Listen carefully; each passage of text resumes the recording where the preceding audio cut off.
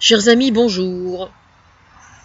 Aujourd'hui, je vais être grave, jour de rentrée d'école. C'est vrai que c'est intéressant, tiens, que je fasse cette vidéo sur le sujet le jour de la rentrée scolaire. En soi, c'est un très bon, comment dire, c'est un très bon signe. Alors, cette vidéo va parler de pédophilie.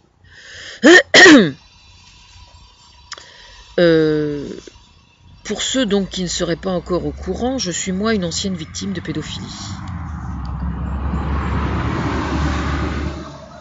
Et donc j'ai travaillé le sujet depuis des années déjà, parce que je me suis réparée en écrivant à un chanteur, mais il se trouve qu'en ce qui concerne la pédophilie, si lui m'a beaucoup aidé bien évidemment, je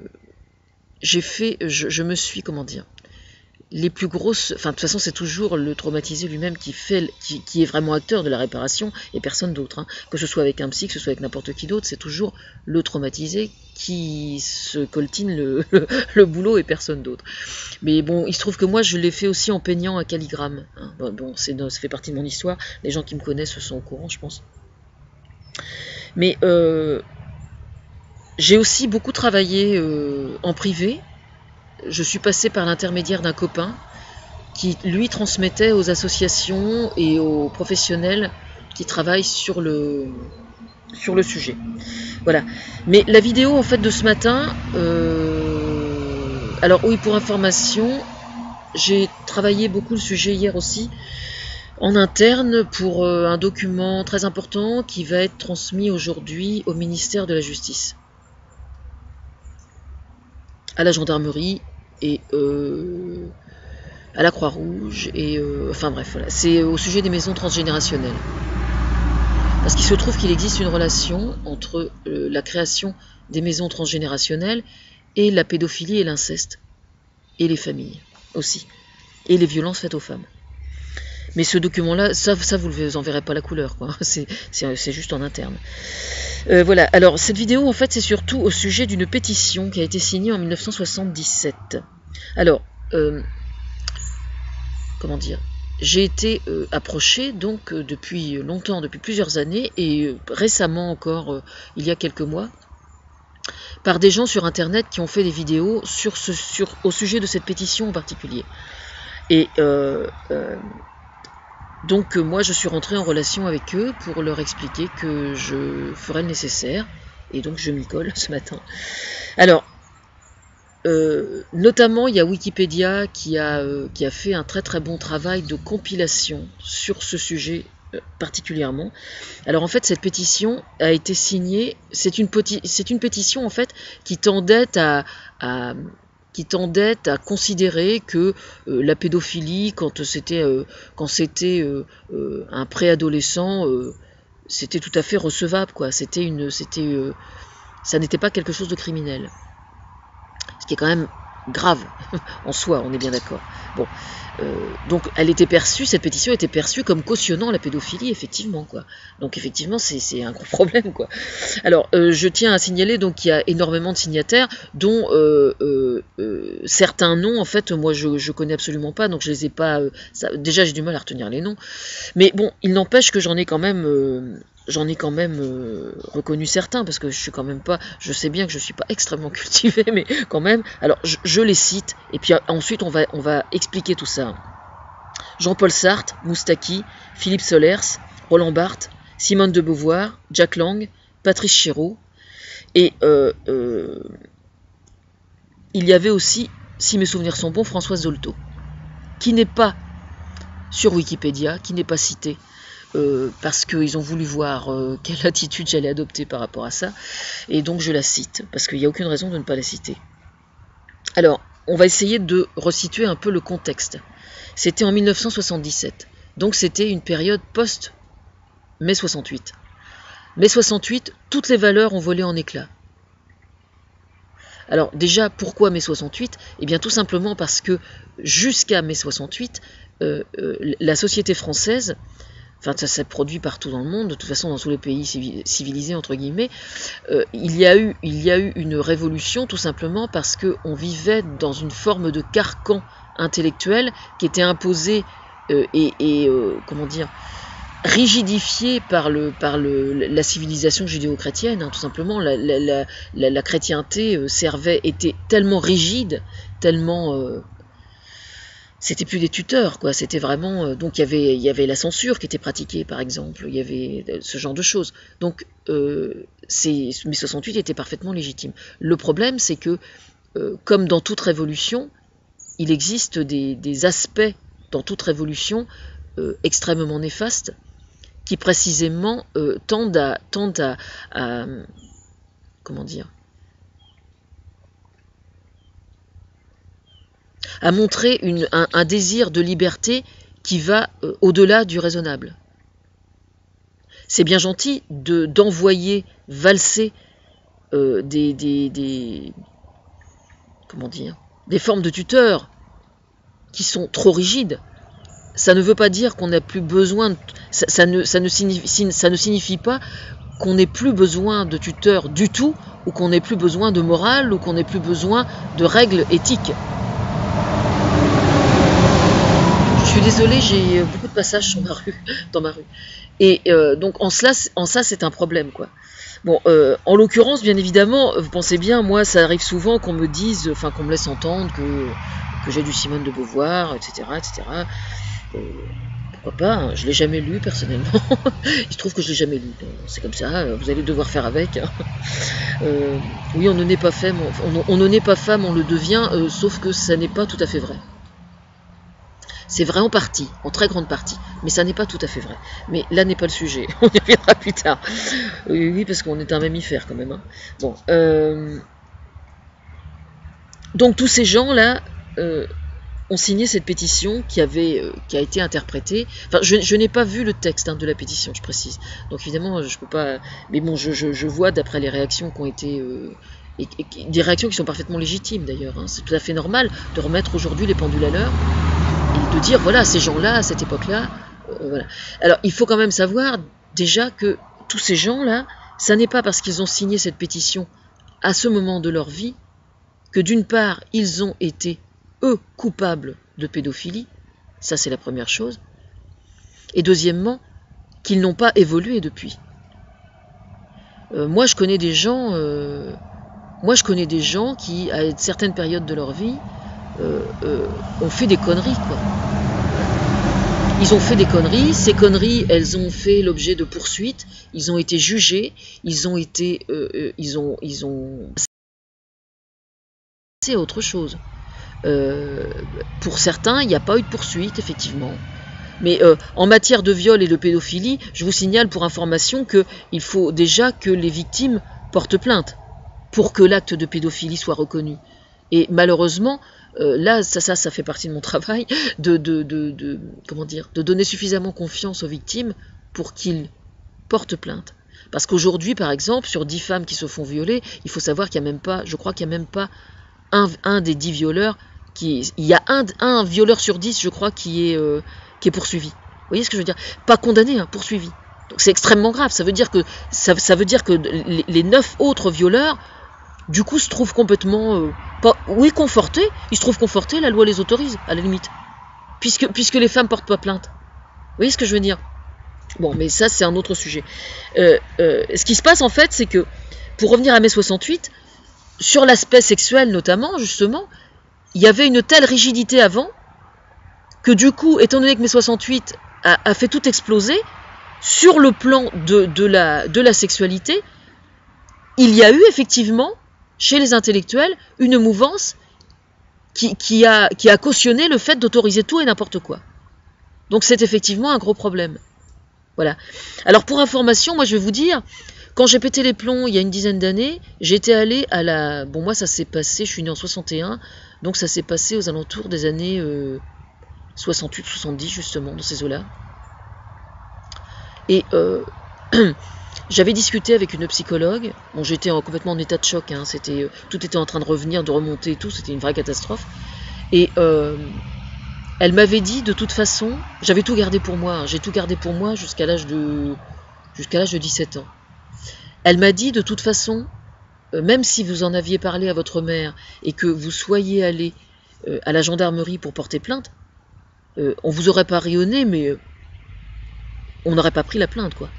C'est-à-dire que c'était la pédophilie, le viol, etc., était tellement, était absolument pas considéré comme un crime par qui que ce soit.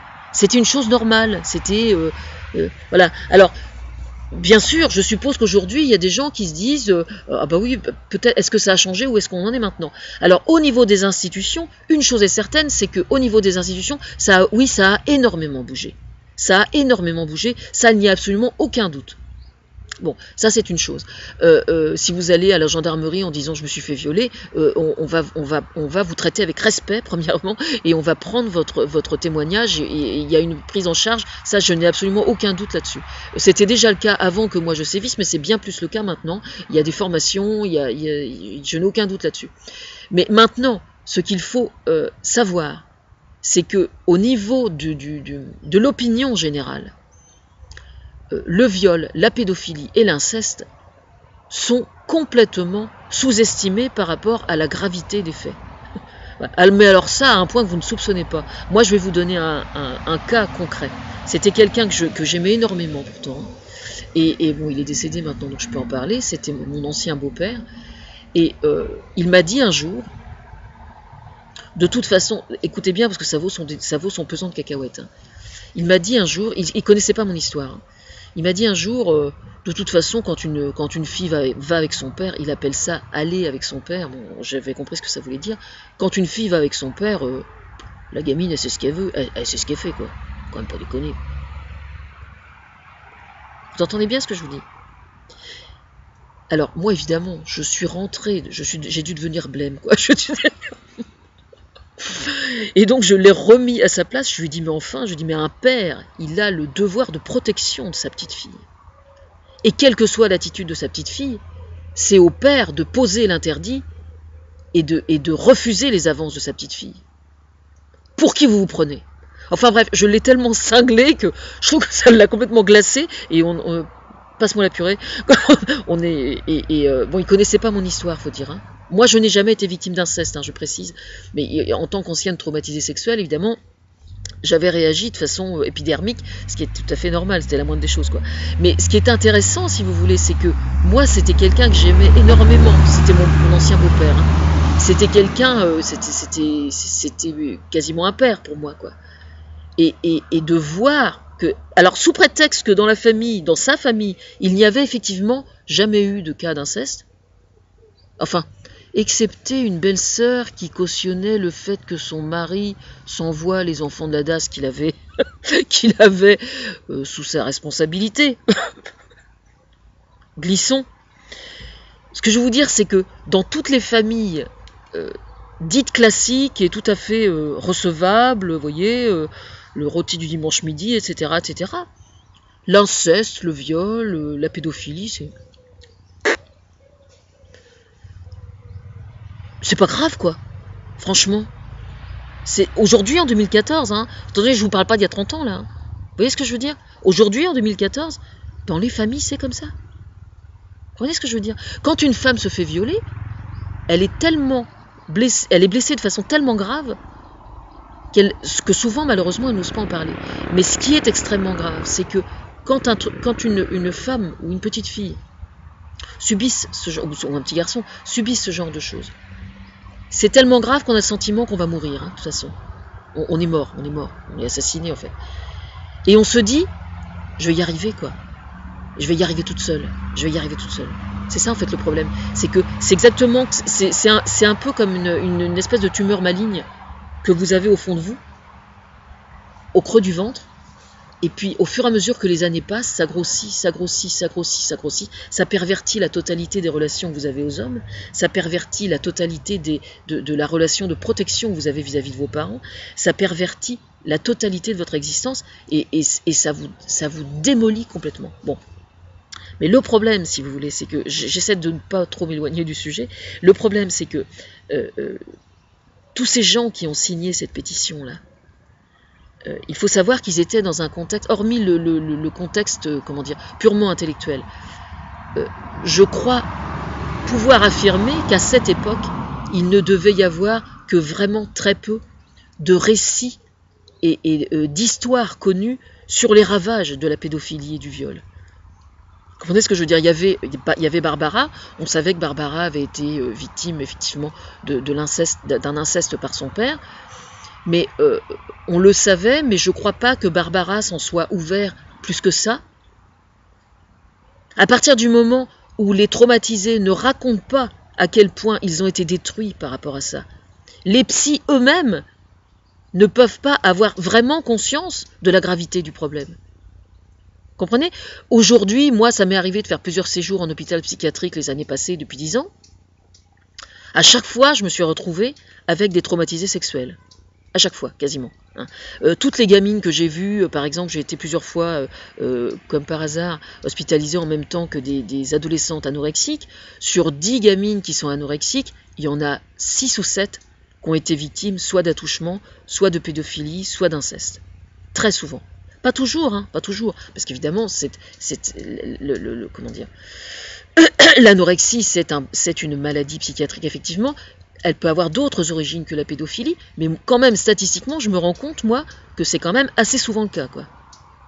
Voilà. Alors, moi, personnellement, parmi ces gens-là, il y a énormément de gens que j'aime énormément et en qui j'ai toute confiance, je tiens à le préciser. Et je pense qu'ils sont les premiers, je suis quasiment certaine que ces gens-là sont les premiers à regretter aujourd'hui d'avoir signé cette pétition. Pour moi, ça ne fait absolument aucun doute. Voilà. Je peux pas...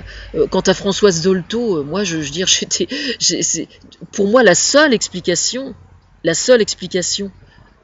pour justifier le fait qu'elle ait signé cette pétition, c'est qu'à l'époque, elle est vraiment, réellement pensée que ça ne causait aucun dégât sur la construction psychique d'un enfant. Voilà. Alors maintenant, pour ceux qui se posent la question, est-ce qu'une jeune fille de 14 ans qui a des relations avec un adulte, est-ce qu'elle est victime de viol ou pas? Eh bien, je suis désolée, mais ça n'est pas systématiquement le cas, figurez-vous. Parce qu'à 14 ans, une jeune fille elle est adolescente, elle est formée, et il arrive quelquefois qu'elle soit dans un processus de séduction qu'elle ne maîtrise pas complètement, effectivement. Donc vous me direz, vous voyez, il y a viol, c'est pas si simple que ça quand même, ça n'est pas si simple que ça. Il arrive aussi quelquefois que ce soit, comment dire, que ce soit bien plus elle qui soit à l'initiative de la démarche de séduction et de la relation sexuelle et de l'histoire d'amour, assez souvent d'ailleurs, que le contraire, quoi. Alors, ça ne veut pas dire pour autant que je cautionne systématiquement qu'un adulte ait des relations avec un enfant de 14 ans. Je dis simplement que c'est beaucoup plus subtil que ça. Voilà. Moi, je vois quand même dans les procès, à chaque fois qu'on fait le procès, par exemple, d'un prof qui a une histoire d'amour avec un de ses élèves, il arrive quand même assez souvent, pour information, que ce soit véritablement d'amour dont il s'agisse, bien plus que de sexe, et qu'au bout de quelques années, une fois que l'élève est devenu majeur, ils se mettent en couple ensemble, voire ils se marient, quoi. Vous voyez ce que je veux dire? Donc, ça ne veut pas, encore une fois, ça ne veut pas dire que je cautionne. Mais la psychologie de l'adolescence est quand même extrêmement particulière. Et je pense que c'est une erreur d'appeler viol quelque chose qui ne l'est pas systématiquement. Alors vous me direz comment y retrouver ces petits? Eh bien, ça n'est pas simple, on est bien d'accord. Mais il faut quand même arrêter. Moi, je connais des femmes de 19 ou 20 ans qui sont, comment dire, qui sont dans un processus de séduction extrêmement corporel, avec des gens extrêmement riches, dans des salons de massage, dans des hôtels. Est-ce que vous allez trouver à redire? Est-ce que vous trouvez ça moral? Vous voyez ce que je veux dire? Il faut essayer d'être plus subtil que ça. Alors, à l'information, à la question, est-ce que je suis prête à travailler sur le sujet pour essayer d'y voir plus clair? Oui, oui, je suis même très attendue sur le sujet, je le sais bien, et c'est pour ça que j'ai travaillé d'ailleurs hier. Ça doit partir au ministère de la Justice aujourd'hui d'ailleurs. Et On sait par exemple, il y a eu pas mal de cas, notamment d'adolescentes qui se sont plaintes d'avoir été violées par un beau-père, simplement parce qu'elles ne pouvaient pas blairer le beau-père. Vous voyez ce que je veux dire? Eh oui, elles ont accusé le beau-père de l'avoir violée pour qu'il aille en tôle et pour qu'il dégage de la maison parce qu'elles ne peuvent pas le blairer. Ça existe ça, hein, il y a eu des cas comme ça. Hein. Donc il ne faut pas non plus boire comme du petit lait systématiquement. On ne peut pas, par définition, la relation sexuelle est quelque chose de complexe qui relève de la psychologie. Et la seule définition réelle du viol, jusqu'à preuve du contraire, c'est d'une part la pénétration. Donc la pénétration, ça peut être aussi des attouchements. Hein, voilà. Et le fait de forcer la main, bien évidemment. Hein. Par exemple, dans un couple marié, un homme qui oblige sa femme à avoir des relations sexuelles alors qu'elle dit non, ça s'appelle un viol. Hein. Voilà. C'est pas parce qu'on est marié qu'un homme a le droit de faire ce qu'il veut de la femme avec qui il vit. Il n'a pas le droit de lui foutre sur la gueule, il n'a pas le droit de la violer non plus. Hein. Il n'a pas le droit non plus d'expliquer au psychiatre qu'il est somnambule et que donc se faire une fellation pendant qu'elle dort, c'est normal. Non, pour moi, il n'a pas le droit non plus. Hein. Je regrette. Hein. Les somnambules, moi, je les réveille à coups de latte dans la gueule, hein, si vous voyez ce que je veux dire. Non mais attendez, on va où là? Oui, je suis un peu dur, mais excusez-moi, j'ai eu un petit peu de mal, là, quelques semaines quand j'ai appris ça, j'ai eu un peu de mal, vous voyez ce que je veux dire? Alors cette pétition, je pense qu'il ne faut pas, ce serait vraiment une erreur de la monter en épingle et de dire que ces gens-là, aujourd'hui, cautionnent la pédophilie. Non, non, non, je suis absolument certaine que c'est faux, moi, pour ma part. Bon, maintenant, s'il existe, hein, en France ou ailleurs, n'importe où dans le monde, des gens qui ont été violés, effectivement, hein, par ces gens-là, eh bien qu'ils portent plainte. Moi, je cautionne tout à fait leur combat dans ce cas-là. Il n'y a pas de souci, qu'ils portent plainte.